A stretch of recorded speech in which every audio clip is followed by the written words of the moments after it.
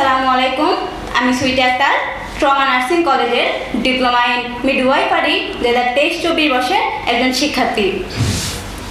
আমি আমার বক্তব্যের শুরুতে আজকের অনুষ্ঠানের সম্মানিত প্রধান অতিথি, সম্মানিত বিশেষ অতিথি, সম্মানিত সভাপতি, সম্মানিত বিচারক মণ্ডলী ও আমার শ্রদ্ধেয় সহপাঠীরা সবাইকে জানাই শুভেচ্ছা ও অভিনন্দন।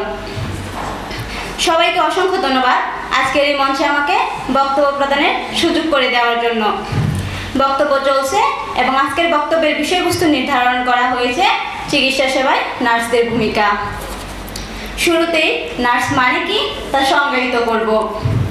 নার্স শব্দের অর্থ হচ্ছে সেবক বা সেবিকা।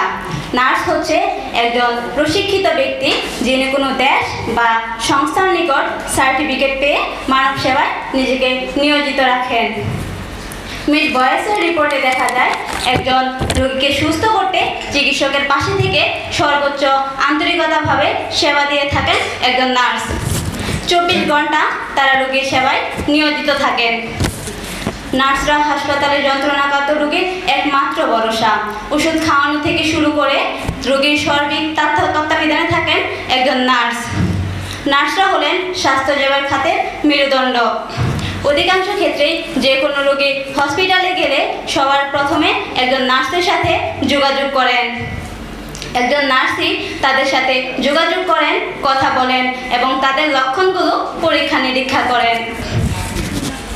রোগীকে অপারেশনের টেবিলে নিয়ে যাওয়া, অপারেশনের সময় চিকিৎসককে সহায়তা করা, রোগীকে সর্বাধিক পরিচর্যার দায়িত্ব নেওয়া, ডাক্তারের পরামর্শ অনুযায়ী রোগীকে কখন ওষুধ খাওয়াতে হবে, কখন তার কী প্রয়োজন, সার্বিক দেখাশোনা করে থাকেন নার্সরা।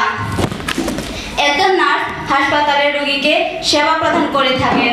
ডাক্তারের পরামর্শ অনুযায়ী রোগীর স্বাস্থ্য পরীক্ষা নিরীক্ষা করেন। ডাক্তারের পরামর্শে তাদের রক্তচাপ পরীক্ষা নিরীক্ষা করেন। রোগীর স্বাস্থ্যের অগ্রগতি এবং অবনতি সম্পর্কে রোগীকে প্রতিনিয়তই জানিয়ে থাকেন। অর্থাৎ একজন রোগী হসপিটালে ভর্তি হওয়ার সময় থেকে শুরু করে সেই রোগী সুস্থ হয়ে হাসপাতাল থেকে বেরিয়ে যাওয়ার সময় পর্যন্ত একজন নার্স রোগীকে সেবা প্রদান করে থাকেন। পরিশেষে নার্সের সার্বিক সফলতা কামনা করে আমি আমার সংক্ষিপ্ত বক্তব্য এখানেই শেষ করছি। ধন্যবাদ। আসসালামু আলাইকুম।